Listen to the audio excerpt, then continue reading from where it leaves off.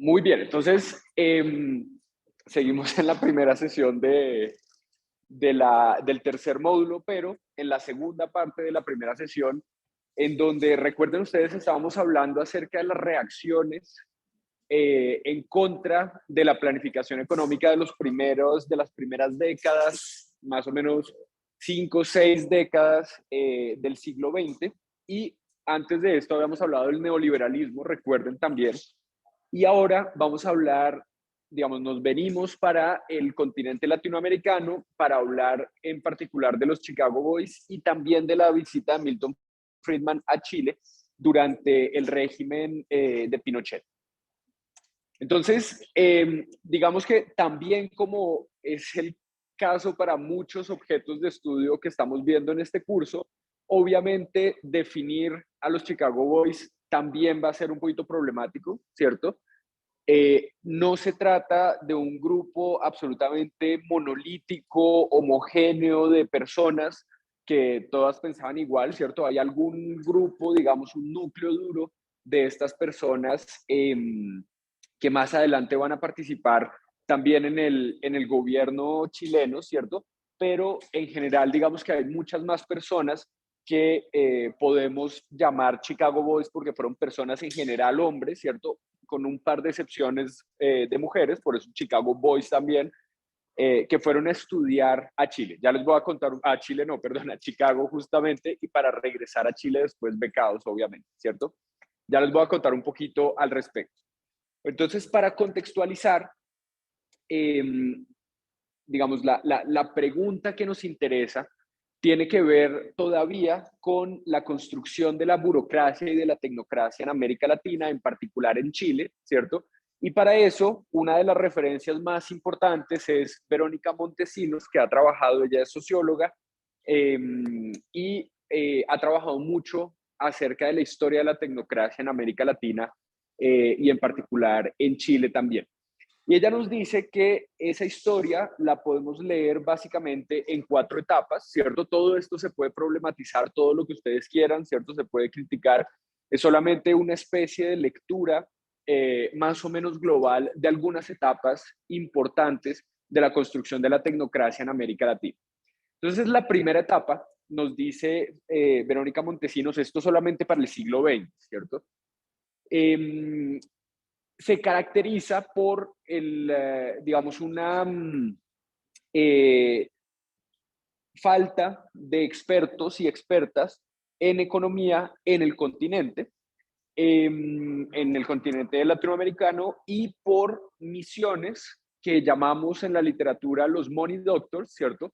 Uno muy importante, ustedes recuerdan que vino a Colombia en la misión Kemmerer, ¿cierto? Kemmerer.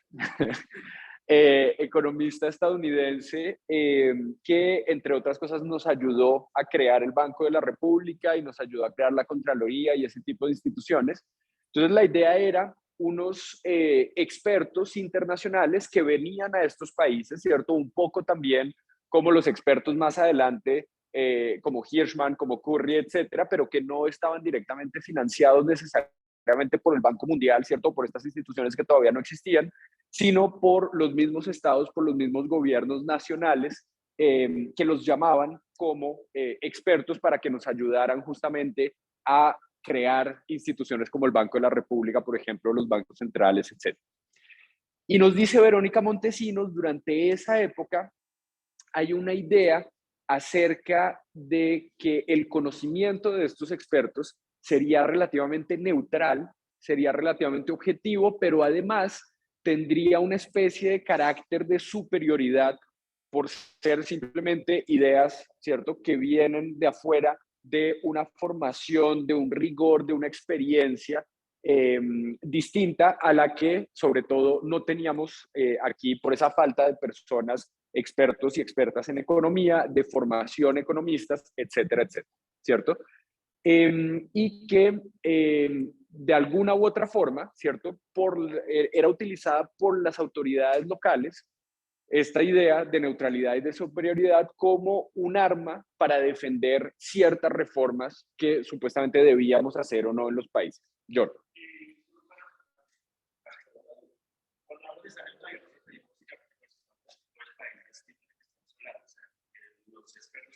neutrales, neutrales en el sistema político del país. Ujú. No son las políticas que ellos quieren. Exactamente, exactamente. Neutrales, obviamente con todas las comillas del mundo, ¿cierto? Pero neutrales más en ese sentido que dice John, ¿cierto? Son personas que no tienen necesariamente unos intereses particulares, que no siguen los intereses de unos grupos particulares dentro del país, ¿cierto? Eso obviamente es totalmente problematizable, ¿cierto? Es totalmente criticable, pero es la idea que se va a vender en estos países, ¿cierto? Para decir, bueno, viene Kemmerer, este man no tiene nada que ver con nada, ¿sí o no? Y entonces llega a un sitio desde una posición relativamente neutral y solamente le interesa las buenas instituciones, ¿cierto? Solamente le interesan el interés general, etcétera, etcétera, ¿cierto? John. Pero esta autoridad no exige el hecho de cualquier opinión de las poderes o sea, ahí están Estados Unidos, que tiene sus políticas centralistas respecto a los países que están neutralizando con eso, o también se asume que esas comidas. Claro, entonces ahí viene la idea de que Kemmerer pues también era un académico, ¿cierto? Entonces la idea es que una cosa, y recuerden, por eso hablábamos también ahorita de las narrativas que son tan importantes cuando decíamos lo de las empresas, quienes hacen esos informes, ¿cierto? Entonces, desde la narrativa, decir, venga, es que es un académico el que está viniendo, así sea gringo o así sea de donde sea, supuestamente no tiene nada que ver, ¿cierto? Obviamente, nosotros sabemos, ¿cierto?, que detrás de todo esto sí hay unos intereses, ¿cierto? Y sí hay unas misiones que están encargadas también de crear algunas instituciones con algunos intereses, ¿cierto? Que no solamente tienen que ver con esperamos que le vaya mejor a Colombia o a Perú o a Argentina, ¿cierto? Sino que también son las instituciones que necesitan, por ejemplo, las personas que están interesadas en invertir en esos países, ¿cierto? O en hacer negocios de cualquier tipo, en términos de comercio internacional, etcétera. Eh, no sé, ¿cierto? Son dos cosas que se me ocurren ahorita y seguramente a ustedes se les ocurren otro tipo de intereses que puede haber ahí, ¿cierto? Entonces, obviamente es una situación supuestamente gana-gana, ¿cierto? Win-win situation en ese sentido, pero hay que problematizar todo eso, Sebastián. Sumamente interesante parecería que se para la superioridad de conocimientos más que todo eurocéntrico por eurocéntrico sigue siendo, o sea, me parece haber cambiado mucho en el tiempo, o sea, se le sigue dando bastante importancia y predominancia fundamental al conocimiento extranjero en África. No, pues me podría decir así, sin estar basado a todas las ciencias sociales y a todas las que de conocimiento. Precisamente también los extranjeros que vienen acá y dicen, oh, eso es lo que puede haber y así. En cualquier universidad ya tiene Por un tema de estatus, y claro, digamos que en cierto sentido tienen razón, ¿cierto? La academia, recuerden ustedes que funciona también en ese sentido de temas de estatus, de egos, decíamos ayer también, ¿cierto? O sea, todo ese tipo de cosas son importantes y entonces en ese sentido parece que fuera un sello pues de calidad que pasa al interior de Colombia también, ¿cierto? Si tenemos el sello de calidad de la Universidad Nacional de Colombia, sede Bogotá, pues tenemos unas ventajas bien grandes comparados con nuestros compañeros de la sede de Palmira o con personas de otras universidades. Entonces, claro, hay algo de eso, pero dentro de la narrativa de Verónica Montesinos, ustedes se van a dar cuenta que eso de alguna u otra forma va a cambiar, ¿cierto? Vamos a tener en las siguientes etapas, sobre todo en la segunda etapa, eso me da pie para seguir con la segunda etapa, muchas gracias por el comentario, vamos a tener a mediados justamente del siglo XX un proyecto de economía que ella llama heterodoxa también entre comillas, ¿cierto? Que va a llegar a ser dominante y que está reflejada en las teorías, el conocimiento, la creación en particular de la CEPAL, ¿cierto? Y es un momento en el que recuerden ustedes también hay un cambio importante en América Latina en general en la formación de economistas, ¿cierto? Empezamos a tener una formación formal, valga la redundancia, ¿cierto? De economistas, expertos y expertas en todo tipo de temas económicos, ¿cierto? Que pueden ir a engrosar las filas de la tecnocracia creciente de nuestros países. Entonces, justamente En este momento vamos a tener eso que Verónica Montesinos llama la regionalización del pensamiento económico, de la planeación y de las ideas de la integración y de la industrialización, también características de la CEPAL que ya estuvimos discutiendo. Entonces, en ese sentido, va a cambiar un poquito esta idea de que es que solamente las ideas y el pensamiento que viene de afuera, ¿cierto? Llamándolo Europa, Estados Unidos, etcétera, es superior o no, ¿cierto? Nosotros también tenemos aquí un tipo de pensamiento que de alguna u otra forma va a tener, si no total incidencia en todos los países, ¿cierto? Algo de relevancia en diferentes momentos, ¿cierto? Entonces, esa va a ser la segunda etapa y vamos a tener una tercera etapa que Verónica Montesinos va a llamar la reacción de los economistas ortodoxos, que van a terminar por volverse dominantes y en donde vamos a tener una norteamericanización otra vez, ahora sí, ¿cierto?, de la economía latinoamericana y una idea de limpieza, entre comillas, ¿cierto?, de la mala economía, entre comillas también, refiriéndose a esa economía de la CEPAL, ¿cierto? Con ideas como la siguiente, y aquí viene obviamente la citación en inglés, ¿cierto? Porque pues es que no podíamos hacer otra cosa. There should no more be a Latin American economics than a Latin American physics or mathematics. There is no ground for systematic alignment of Latin Americans in one school of thought and North Americans in another.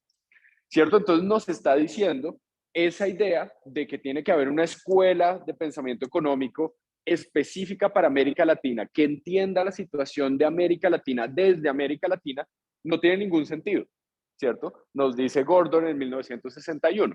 Es la visión justamente de la economía dominante para decir, es que si estamos defendiendo la idea de que la economía es una ciencia, entonces la economía tiene que ser una ciencia como la física y como las matemáticas, en donde no porque estemos en Colombia 2 más 2 es igual a 5, sino que también es igual a 4, así como si estamos en Estados Unidos o en Alemania, y yo qué sé, ¿cierto? La ley de la gravedad, yo no me acuerdo cómo es que es la ley de la gravedad, ¿cierto? Pero funciona, ¿cómo? Esa, John, exactamente esa es. Todo lo que sube tiene que bajar, ¿cierto? Esa es. Digamos que se tiene que cumplir más o menos universalmente en todo el mundo, aunque no se cumpla más o menos universalmente, ¿cierto? Si estamos más alto en una montaña, pues estamos más lejos del centro de la Tierra, yo no sé qué más cosas, bueno. Esta frase, el hecho de que es una universal para todo el mundo, entiendo que idea meramente ortodoxa o planas, explicación de preguntas desde los liberales, entre comillas, todos pensaban de esta forma, deberían este argumento concretamente de que el liberal como decir no, que Latinoamérica tiene que ir, o sea, que Latinoamérica no puede tener su propia economía. Pero claro, digamos, la creación de liberales, digamos que es decir que no es necesario que pues haya un diálogo entre los mismos políticos y economistas del mismo país como los agentes expertos internacionales. Y esto como que ya completamente no, buenísima esa pregunta. Digamos que aquí Verónica Montesinos los llama los ortodoxos, sin tampoco entrar a definir muy en detalle lo que significa esto, pero esto, digamos que no es una visión que sea totalmente compartida por toda la economía dominante, ¿cierto? En particular para esta época, recuerden ustedes, tenemos también ya una disciplina que se llama la economía del desarrollo, que va a seguir reconociendo la importancia de poder contextualizar el conocimiento que estamos produciendo en cada uno de los países y de poder, por ejemplo, como Tinbergen, producir y crear y construir modelos macroeconométricos de gran escala para la planificación y el desarrollo específicos a cada país.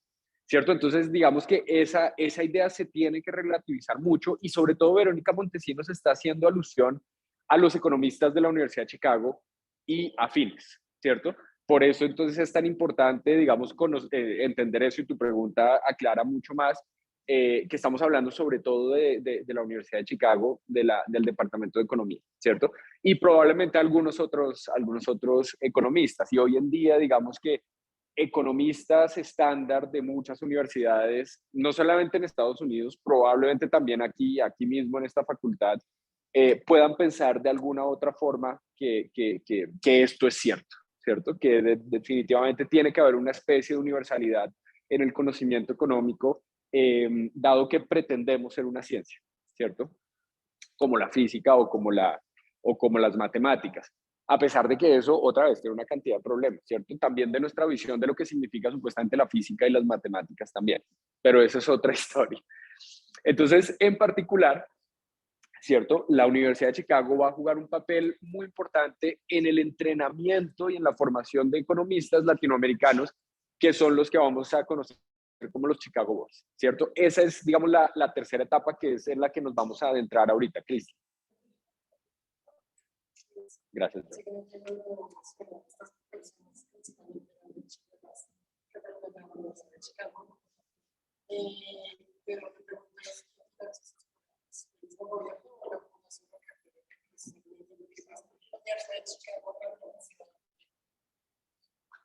No pertenece, no pertenece, no. Pero sí, digamos que hay ese dinero que se llaman los endowments, que es un dinero muy importante con el que todavía hoy en día se financian las universidades gringas en general, ¿cierto?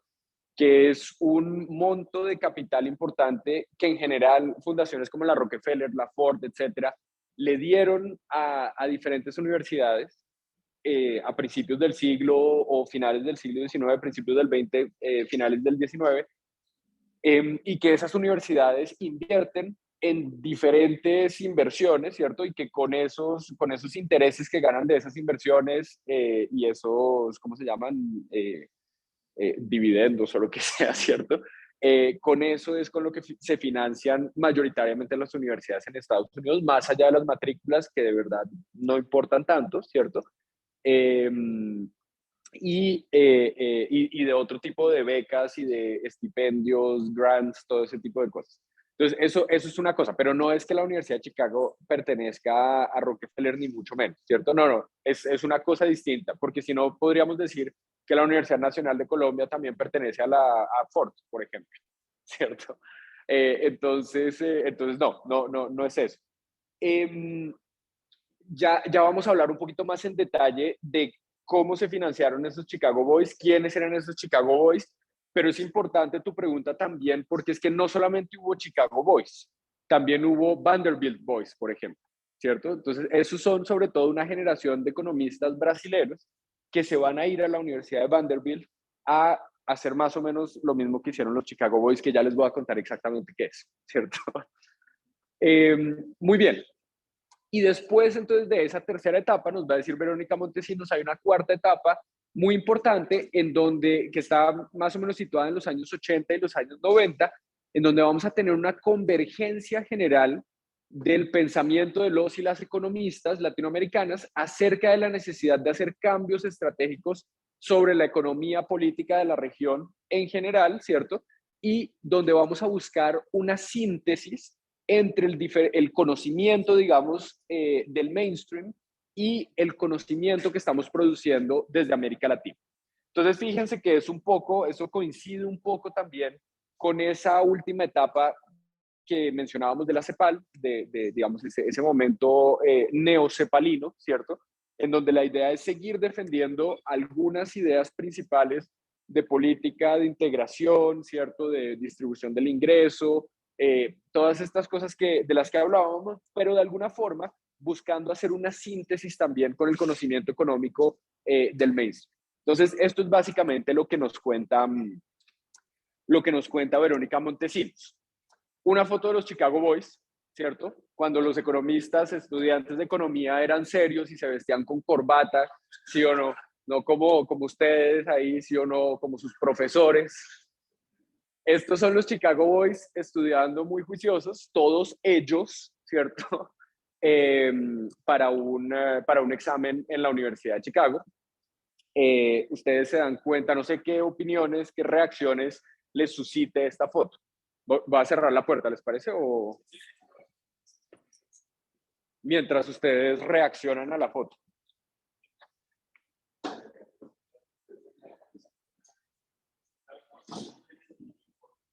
¿Cómo, John? Blancos, hombres, sí, totalmente, bien formales, todos tienen corbata también, ¿cierto? ¿Se acuerdan? ¿Ustedes han visto las fotos de los estudiantes de la Nacional de esa época también? igualitos, ¿sí o no?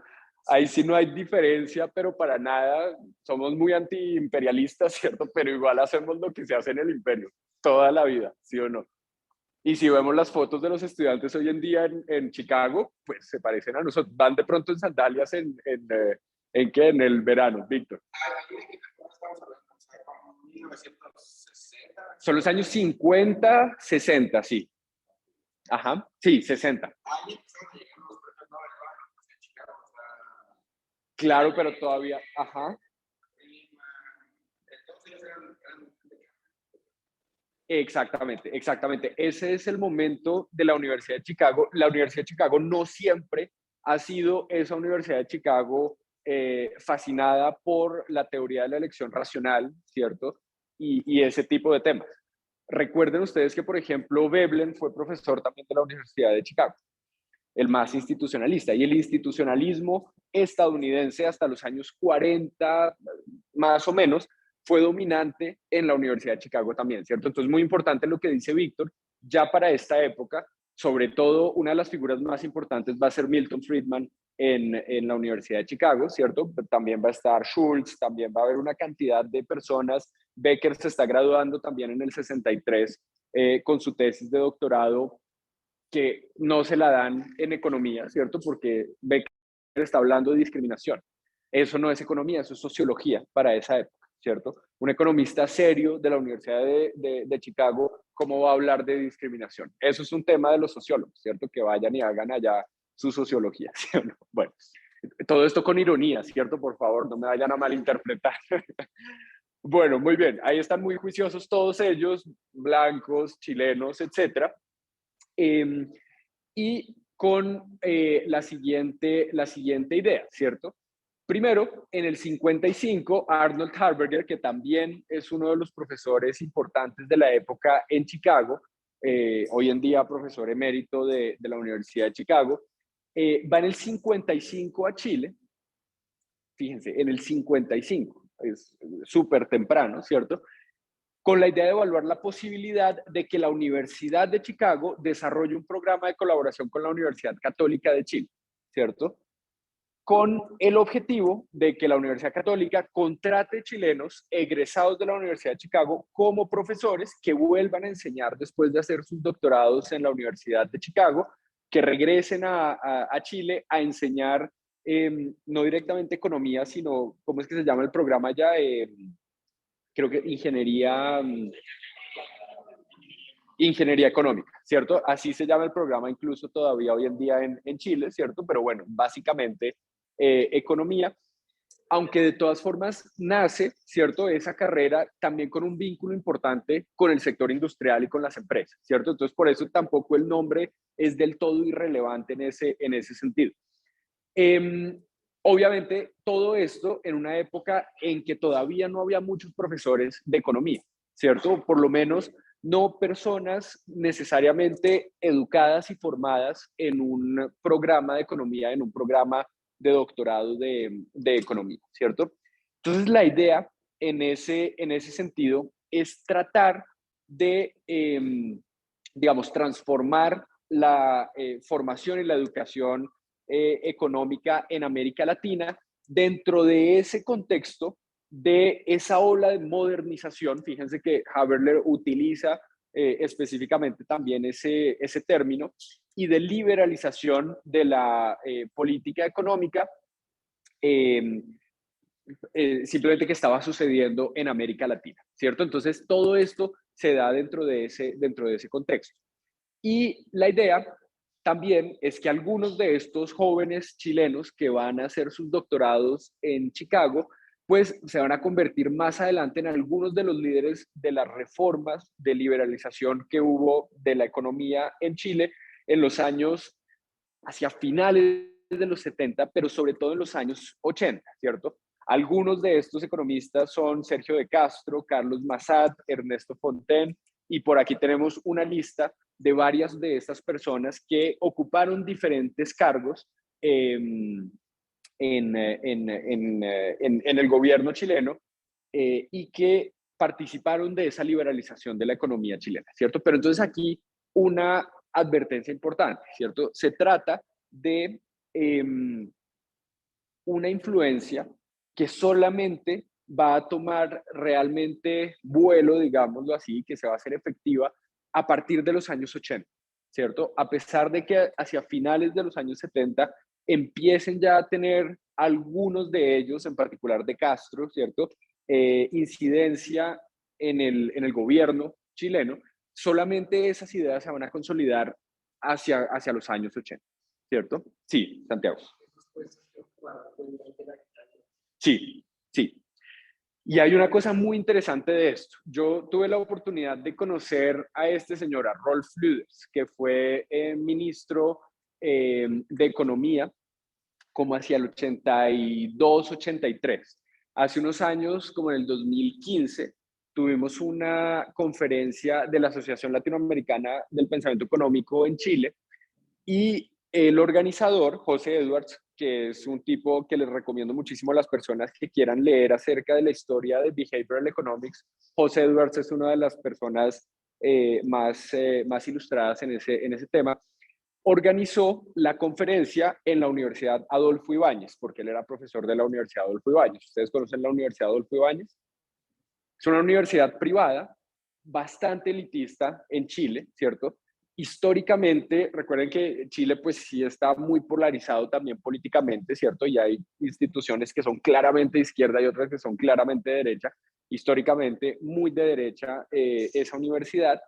Y José Edwards invitó a dos personas para que hicieran una charla. Invitó bueno, a tres personas. Estuvo Zunkel también, el economista de la CEPAL, él era como el keynote speaker, ¿cierto? El más importante de todos. Y había dos conferencias un poco más pequeñas, una con Rolf Lüders, ministro de Economía de Pinochet, y otro con José K. de Martori. José K. de Martori fue ministro, no sé si de Economía o de otra cosa, durante la época de Allende. Y la idea era que cada uno de ellos nos contara un poco, pues, su experiencia como ministro, ¿cierto? Durante esa época. José K. de Martori, un tipo más viejito, ¿cierto? Súper querido, súper tímido, llegó a la Universidad Adolfo Ibáñez y, digamos, después de su conferencia nos fuimos a comer con él, no sé qué, y nos contaba es que yo no sabía qué esperar de esta invitación. Porque claro, me está invitando la Universidad Adolfo Ibáñez, ¿cierto? A que les cuente algo sobre mi experiencia como ministro durante la época de Allende y yo la verdad no sabía qué hacer. Entonces el tipo llegó, cogió una silla, se sentó en el medio del auditorio y nos empezó a contar todas las ideas que tenían, los problemas que tuvieron, ¿cierto? Cuáles eran sus ideas políticas más allá de los argumentos económicos, qué era lo que habían querido hacer durante el gobierno de Allende, que era pues obviamente lo que les habíamos pedido que hicieran.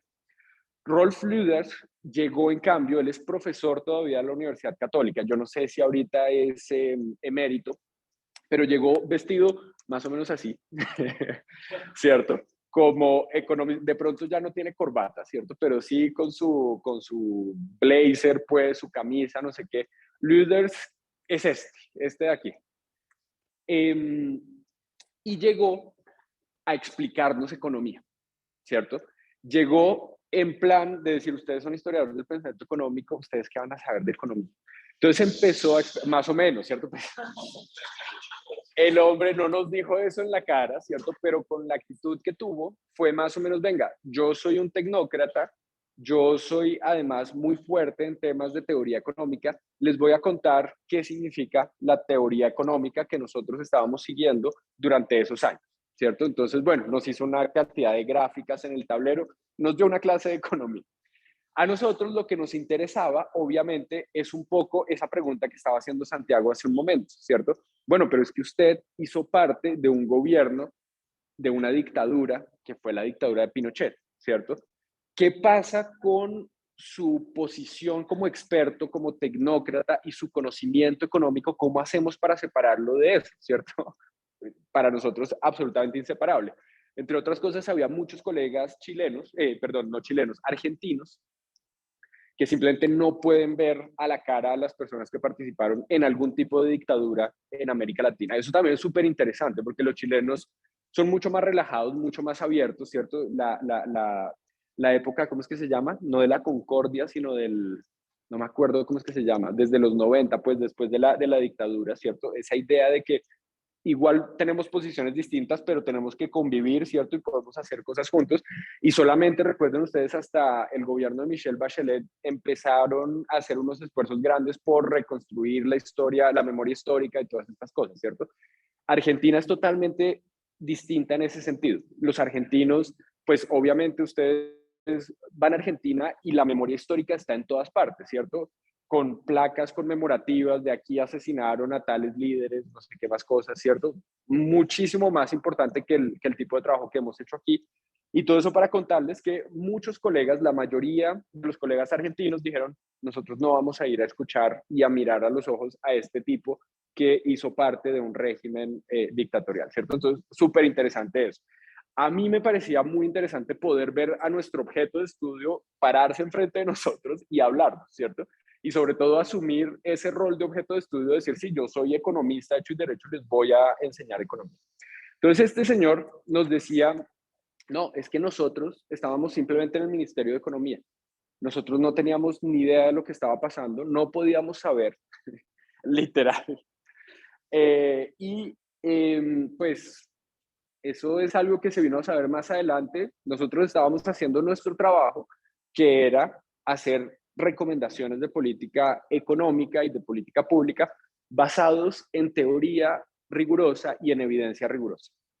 Ya está, ¿cierto? O sea, una cosa súper angustiante. ¿Cómo puede decir uno eso? Pero entonces vamos a ver, vamos a entender ahorita con la reacción también de Milton Friedman a las críticas acerca de su viaje y algunas declaraciones más o menos que se podrían interpretar como apoyando algunas de las reformas que estaba haciendo Pinochet.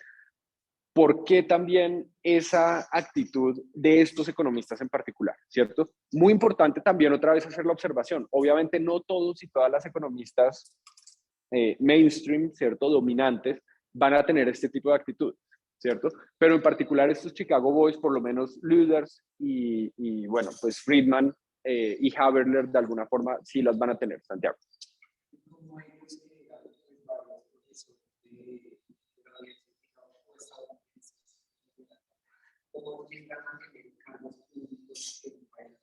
Ah, no, perdón, entonces me faltó explicar un poquito mejor eso, ¿cierto? La idea era que la Universidad Católica y la Universidad de Chicago iban a hacer un convenio para enviar chilenos a la Universidad de Chicago. Sí, todos estos son chilenos que se van becados, entre otras cosas, entonces para la pregunta a Cristian, ¿cierto? Que se me olvidó decirlo también, se van becados con recursos en parte de la Universidad Católica y con recursos en parte también de la Universidad de Chicago, pero que pueden ser becas particulares de la Rockefeller, de otras fundaciones, ¿cierto? Para hacer sus estudios con la condición de que regresen y que la Universidad Católica de Chile los contrate como profesores. Entonces, sí, son todos chilenos en ese sentido, pero algunos profesores estadounidenses, en particular Haberler, va a jugar un papel muy importante y también Milton Friedman van a jugar ese papel de poder darle legitimidad a esos jóvenes profesores que llegan encorbatadísimos, ¿cierto? A un Chile con una situación social, digamos, interesante, por decirlo menos, ¿cierto? Con unos cambios que se están dando en Chile, como les comentaba, desde antes de Allende, ¿cierto? Muy importantes. Entonces, digamos que ahí me ha faltado hacer esa observación, ¿cierto? Fíjense, dentro de todos estos nombres que hay aquí, esta lista, tomado de Silva, que hace un poco una historia de los Chicago Boys también, solamente tenemos una mujer. Aquí hay como 20 personas más o menos, que es María Teresa Infante. Entonces, digamos como para ver también esa relación de que definitivamente eran boys, ¿cierto? Chicago Boys en general. Y vamos a tener entonces este tipo de lecturas por parte de personas como Haberler, ¿cierto? Recuerden, Haberler fue el profesor de Chicago que fue en los años 50 a Chile a explorar esa posibilidad de hacer un convenio con la Universidad Católica y la Universidad de Chicago. Y en el 97, en retrospectiva, va a decir lo siguiente, ¿cierto? When good economics, fíjense también el lenguaje que está utilizando, ¿cierto? When good economics was just coming to Latin America in the late 1950s, the path was far from easy, ¿cierto? Entonces, solamente hasta el final de los años 50 empezó a llegar la buena economía a América Latina, a través de los Chicago Boys, obviamente, no a través de ninguna otra forma. Antes de eso, no había nada serio en América Latina, ¿cierto? Sobre todo refiriéndose a la CEPAL.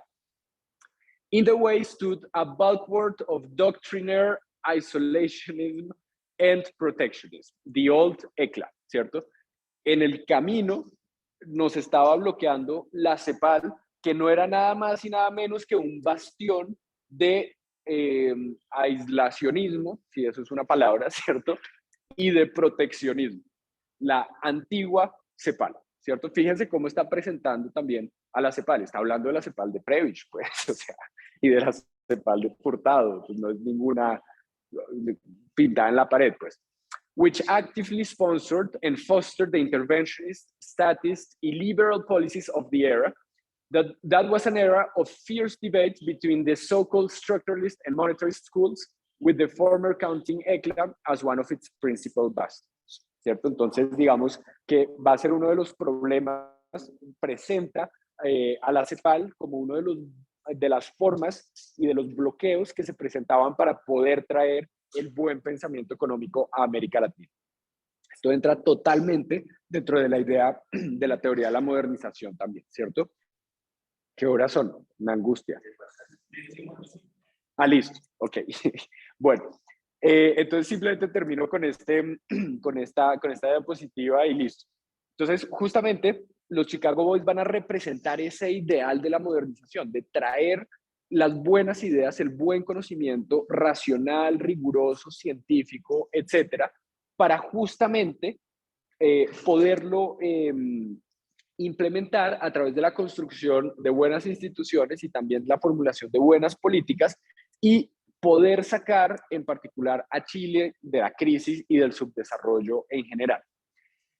Las ideas de los Chicago Boys y de la teoría económica de Chicago, ¿cierto? Se va a entender como unas ideas universales que de alguna u otra forma van a ser presentadas como algo que no tiene alternativa, ¿cierto? Como este es el conocimiento universal, riguroso, científico, económico, en ese sentido es la única alternativa que tenemos y es la forma de hacer economía, ¿cierto? De alguna u otra forma eso es lo que se va a presentar.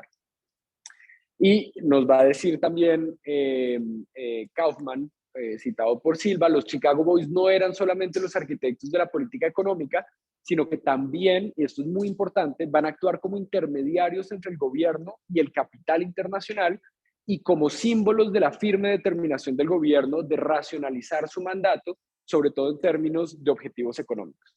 Fíjense que es un poco lo que ha tratado de hacer Argentina desde Fernández, ¿cierto? Desde el nuevo Fernández, pues, con su ministro de Economía, que ahora se me escapa el nombre, pero el ministro de Economía de Fernández es un profesor de Brown, ¿cierto? Entonces es un tipo que, claro, tiene unas ideas un poco institucionalistas, un poco cercanas a la CEPAL, etcétera, pero el tipo, digamos, tiene esta posición como ministro de Economía de Argentina que le permite también dar una cierta legitimidad para decir, venga, soy ministro de Economía de Argentina, quiero defender unos intereses argentinos, pero de alguna forma tengo la legitimidad porque soy profesor de Brown y tengo el buen conocimiento de Estados Unidos, económico, etcétera, para poder hablar con las personas que haya que hablar y con las autoridades que haya que hablar para poder renegociar la deuda y para hacer creíble que eso que yo estoy prometiendo y esos programas que vamos a implementar en Argentina sean suficientemente estables, serios, rigurosos, científicos, ¿cierto? Para poder respaldar el pago de la deuda que vamos a hacer. Entonces, algo parecido va a pasar también con los Chicago Boys en Chile, ¿cierto? Esa idea de que, obviamente, Pinochet, pues es un dictador, ¿cierto? Y en general, hay que decirlo también, pues eso genera, incluso en los sectores más capitalistas, ¿cierto? Pues unas dudas muy importantes acerca de la estabilidad del país, etcétera, ¿cierto? Entonces, pues obviamente los Chicago Boys van a estar ahí para decir, bueno, listo, sí, tenemos un dictador, pero somos serios económicamente, ¿cierto? Entonces, hasta ahí se los dejo para que tengamos ese mensaje en la cabeza y nos llevemos eso para la casa. Y la próxima semana, el lunes no nos vemos, pero el miércoles sí nos podemos ver a la misma hora. ¿Listo? ¿Tienen preguntas, inquietudes, reacciones?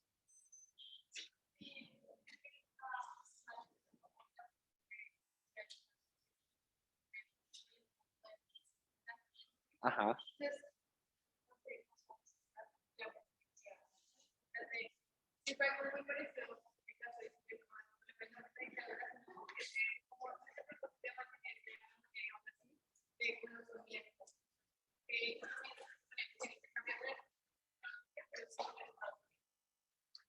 Eh, eso depende de las décadas en las que estemos, ¿cierto? Digamos que sí hubo muchas personas vinculadas a la Escuela de Economía del Gimnasio Moderno, más adelante a la Facultad de los Andes, que terminaron yendo a universidades importantes en Estados Unidos a estudiar, pero también hubo muchas que se fueron, por ejemplo, a Francia, ¿cierto? En esa época. Entonces, digamos que ahí no estaba tan claro en ese sentido. Obviamente había muchas becas también para ir a Estados Unidos.